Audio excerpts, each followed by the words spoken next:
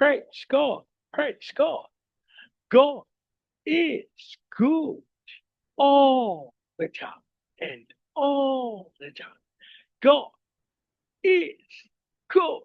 Praise God. Praise God. Isang mapagpalang araw sa bawat isa. Sa pagkakataong ito, tayo po itutulog, lalapit sa ating Diyos na buhay ng may pananampalataya na kung saan may dalawa o tatlo na nagkatipon sa kanyang ngalan. Naroon siya sa kanilang kalagitnaan. Sa araw na ito, tayo po ay dudulog sa Panginoon sa ngalan ng bayan ng Milaor sa probinsya ng Camarines Sur. Ating hihilingin na maitatag ang altar ng ating manunubos sa bayan ng Milaor.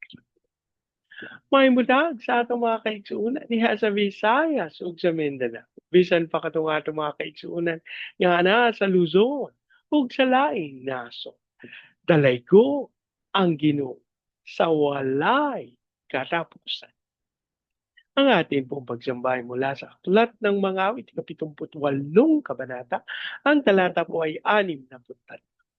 Kanilang mga binata ay nasawi sa labanan, dalagamang magaganday, wala na mapangasawa. Kanilang mga binata ay nasawi sa labanan, talagamang magaganda, wala nang mapangasawa. Kanilang mga binata ay nasawi sa labanan, talagamang magaganda, wala nang mapangasawa. Maraming Diyos na makapangyarihan sa lahat. Kami po'y nagpapasalamat sa pagkakataon na minsan pang makadulog at makalapit sa iyong banal na harapan. Ama, kami po'y nagpapakumbaga, humingi ng tawad sa lahat naming pagkakasala. Ang aming panalangin, ang banal na dugo ng aming manunubos ang siyang maglinis at umawi sa lahat naming karumihan at sa pangalan ni Jesus, walang anumang kasinungaling ng magpatuloy sa aming mga lahi sapagkat tunay nilinis na ito ng banal na dugo ng aming manunubos. Habang amin din pong idinudulog sa iyo ang bayan ng Milaor sa probinsya ng Camarines. Aming panalangin ang lahat ng altar at lahat ng kasunduan na ginawa sa bayan ng Milaor nang hindi ayon sa pangalan ng aming manunubos ay mapawalang bisa sa pangalan ni Jesus. At ang aming panalangin sa pangunguna ng iyong Santong Espiritu, maitatag ang altar ng aming Panginoong Heso Kristo sa bayan ng Milao. Maraming salamat po. Ang aming pag-asa, tinugon nyo at tinanggap namin ang aming panalangin sa pangalan ng aming Panginoong Jesus. Amen. Amen. Amen. Amen. Amen. Amen. Amen. Amen. Praise God. Praise God. Ang ating pong pagbubulay ay mula sa aklat ng unang Samuel, 25 kabanata. Ang talata po ay 20 at hanggang 32. Kung may magtatangkaman sa inyong buhay, iingatan kayo ni Yahweh na inyong Diyos. Ang mga kaaway na malinyo ay ihahagis na parang bato ng tirador. At kung loobin ni Yahweh na maging hari na kayo ng Israel tulad ng kanyang ipinangako, wala kayong pagsisisihan. Hindi kayo usigi ng inyong budhi sapagkat hindi kayo pumatay ng walang sapat na dahilan o kaya'y naghiganti sa inyong kaaway. At sana'y maalala ninyo ako sa sandaling marapati na ni Yahweh na maitatag na ang inyong sambahayan. Ang Diyos po ang magpala ng kanyang buhay at makapangyarihan salita. Sa bahagi pong ito ng banal na kasulatan ay ating matatagpuan kung paano ang karunungan ng Panginoon ay maliwanag na natatagpuan kay Abigail. Sapagkat sa pagkakataong ito, sabi niya, naku, kung may magtatangka man sa inyong buhay, kayo'y iingatan ni Yahweh na inyong Diyos. Ang mga kaaway ninyo ay ihahagis na parang bato ng tirador. Alam niyo po yung lakas, yung impact ng bato sa tirador. Aba, ako medyo mahirap po iyang sukatin sapagkat mas ma mas mas makikita nyo na pagkalayo-layo nung pagbabatuhan ng bato ng tirador. Ano po, kaya niya ng malayo depending dun sa goma na gagamitin. Kasi po, kung matibay yung goma, pag hinila, doon po nakabase, hampas ng bato. Ano po? At yung layo nung mararating dito. Kapag ganito po yung tinignan natin, kapag ito po yung binigyan pansin natin, ito po magpapatunay nung kapangyarihan ng Panginoon. Ano po? Yung kanyang kakayahan, yung kanyang kapangyarihan na tunay ang sabi ni Abigail, parang bato ng tirador. Ganun, ihahagis yung mga kaaway ni David. Ano po? At kung loobin na nga ni Yahweh na siya'y maging hari ng Israel, katulad ng kanyang ipinangako, walang pagsisisiyan ng Haring David kasi hindi niya inusig, hindi siya uusigin ng kanyang budi sapagkat hindi siya pumatay ng walang sapat na dahilan o magiganti man sa kanyang kaaway. Alam niyo po, napakaganda ng pagpapahayag na ito ni Abigail sapagkat pinaluwag niya yung kalooban ni Haring David. Ano po, na hindi pa siya hari sa pagkakataong ito. Pero doon na siya patungo. Kinalooban siya ni Abigail ng karunungan. Naku, mahal na hari, wag mo po yung gawin. Kasi, ito yung mga posibilidad kapag ginawa mo yan. Pero napakaganda nung sinabi niya na ang Panginoon ang maglalayo ng mga kaaway mo sa iyo. Alam niyo po, nais ko po itong angkinin. Hindi po dahil may mga kaaway ako, pero kung hindi, may mga ang kaaway ay gumagawa ng hindi maayos na bagay sa aking buhay. At gusto kong gumanti. Pero katulad ng sinabi ni Abigail, na kung ako'y tunay na naglilingkod sa Panginoon, ang Diyos ang magtatanggol sa akin.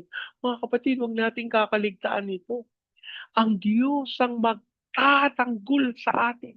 Ang Diyos ang maglalayo ng kaawan sa pamamagitan ng kanyang kapangyarihan, ng kanyang kakayahan. Kaya tayo po hindi matatakot, mag-aalala, hindi tayo mangangamba sapagkat ang Panginoon ang siyang tunay nating kasama. Ano po?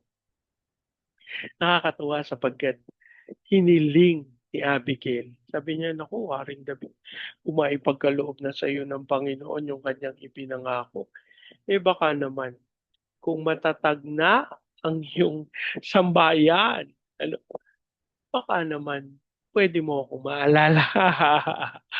Alam niyo po, itong bahaging ito ng banal na kasulatan, yung kanyang paghiling na siya ay maalala. Alam niyo, naisip ko, Pinoy na Pinoy.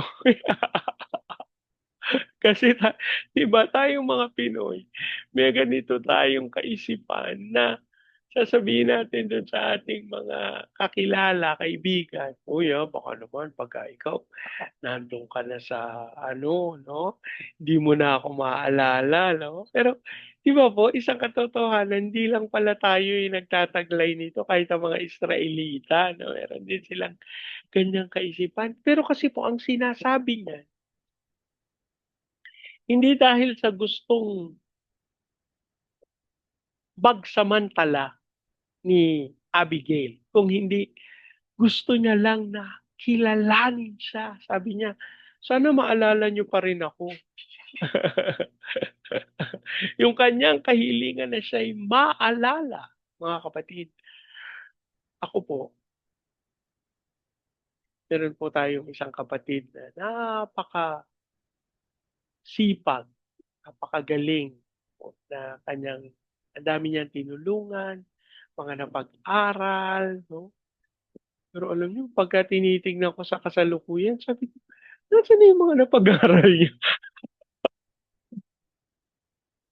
Opo, eh, hindi naman po sumasama ang kalooban ko. Pero para 'pag naghahanap lang ako na, nasaan na yung mga tinulungan niya dati? O hindi naman po siya nangangailangan ng tulong. Pero ako ba, ang iniisip ko, anong pagpapasalamat kaya ang ginawa nung mga natulungan niya? Ito pong kapatid natin, hindi po siya mayaman yung kapatid natin. Pero nakita ko kung paano siya, nagpagal.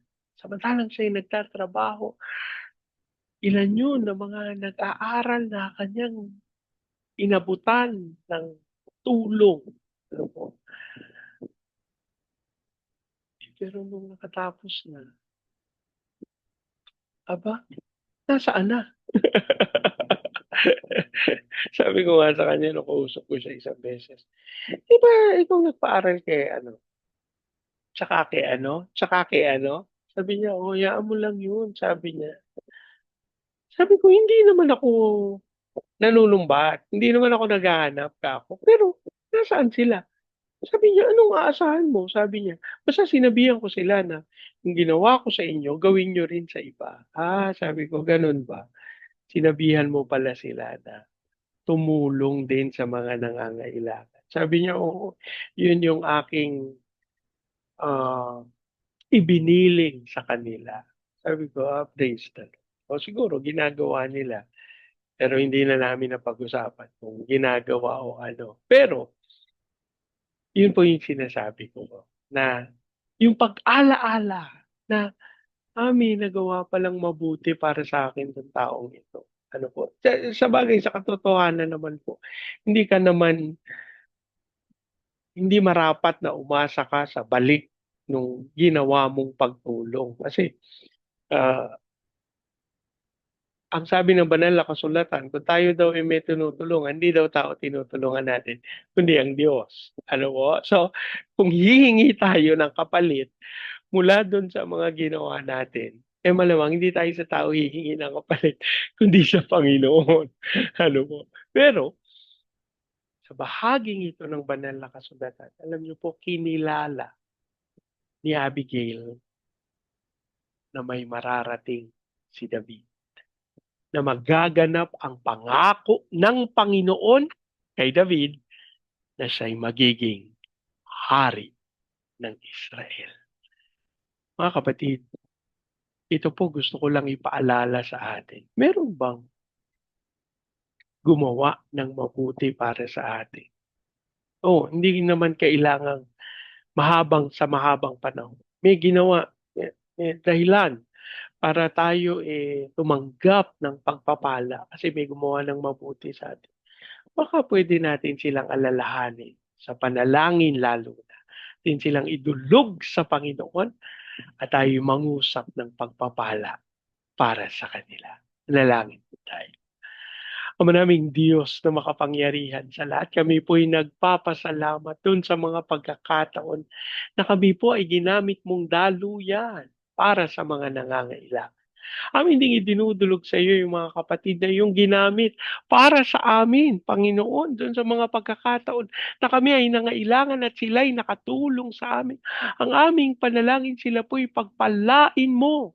Ama, ibalik mo sa kanila ng hustong takal, siksik, liglig at nag-uumapaw. Hayaan mo kanilang maranasan na yung tulong na kanilang ipinagkaloob, hindi nila sa tao ibinigay, kundi tunay sa iyo. Kaya ikaw po, Panginoon, ang magbalik ng mga pagpapalang ito. Ang aming panalangin, Lord, sa aming pinakamamahal na bayang Pilipinas. Ikaw po ang gumamit sa amin bilang isa sa mga signatories nung ang bansang Israel, ang mga Israelita, ang mga Hudyo ay nanumbalik sa Israel at sila itinuring na isang bansa. Panginoon, nais naming ipabatid sa iyo, ipaalaala ang kagandahang loob na ginawa ng aming bayan. Panginoon, hiling namin na ikaw po ang magtanggol sa amin sa pagkakataong ito laban sa lahat ng kasinungalingan ng kaaway. At ang aming panalangin tunay ang aming pinakamamahal na bayan. Kami nagpapakumbaba sa iyo dahil sa kasalanan ng idolatry sa pagsamba sa mga Diyos-Diyos. At kami po'y linisin mo. At ang aming panalangin walang matirang kasinungalingan sa aming pinakamamahal na bayan. As we also pray, Panginoon, sa bayan na itinalaga mo sa oras na ito, sa probinsya ng Camarines Sur, ang bayan ng Milao, ang aming panalangin, Lord, magkaroon ng unawaan, magkaroon ng pagkakaisa ang katawan ng aming Panginoong Yeso Kristo. Dasal namin na dumaloy ang pagpapala, maging dahilan nito upang maitatag sa magitan ng Santong Espiritu, ang altar ng aming Panginoong Heso Kristo sa bayan ng Milao. And we decree the fire of revival. Ayan mong dumaloy din ito sa Baguio City, Cagayan de Oro, Legazpi, Lipa, Manila, Pampanga, Pateros. Kilusan mo po ng may kapangyarihan ang mga bayang to. Ayan mong ikaw din ang magkaloob ng kaunlaran upang maganap nila ang tawag. Hayaan mong dumaloy po ito sa buong Luzon, Visayas at Mindanao.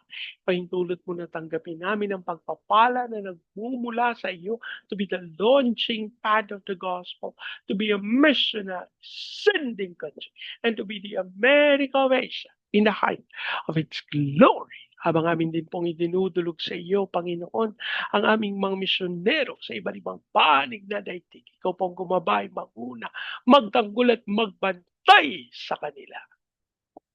Ito din po yung aming kahilingan sa aming mga OFW na tinawag bilang overseas Filipino witnesses. Yan mong sila'y sumaksik sa mga bansa na yung pinagdalhan sa kanila. As we also pray sa aming President Marcos, Vice President Duterte, sa Senado, Kongreso, Judiciary, Military, Police, Local Government. We declare the fear of the Lord na maghari sa aming bayan. At sa pangalan ni Jesus kami nananalig, walang kasinungalingan ng kaway ang magtatagumpay. Lord, yung lahat ng ninakaw sa kapan ng bayan, idinideklara namin na ibalik ito ng kaaway. Inuutusan namin ang lahat ng kasinungalingan ng kaaway. Ibalik, isauli ang lahat ng ninakaw sa kapan ng bayan. Sa pangalan ni Jesus. Ang aming hiling, Panginoon, po pong patuloy na kumilos maging amang Diyos sa mga bayan ng Vietnam, Cambodia, Myanmar, Laos, Thailand, Malaysia, Singapore, Indonesia, at Brunei. Dasal namin ang kapangyarihan ng iyong Santong Espiritu sa mga misyonero, sa mga iglesia, sa mga lingkod mo, amang Diyos, na lumalakad sa iyong kalooban. Hiling namin ang iyong Espiritu kapangyarihan. As we also declare, Father, the fulfillment of your purposes sa Hong Kong, Macau, Taiwan. Lord, speak your revival maging sa Japan, China, South Korea, North Korea, Russia, Brazil, at sa Amerika. Lord, kami nananalig ang iyong kapangyarihan ay mararanasan ng mga bansang ito upang ipahayag ang iyong katotohanan sa mga bansa na iyong itinalaga. Maraming salamat po. Ang aming pag-asa at tinugon nyo at tinanggap namin ang aming panalangin sa pangalan ng Panginoong Jesus. Amen. Amen. Amen. Amen. Amen. Amen. Amen. Amen. Praise God.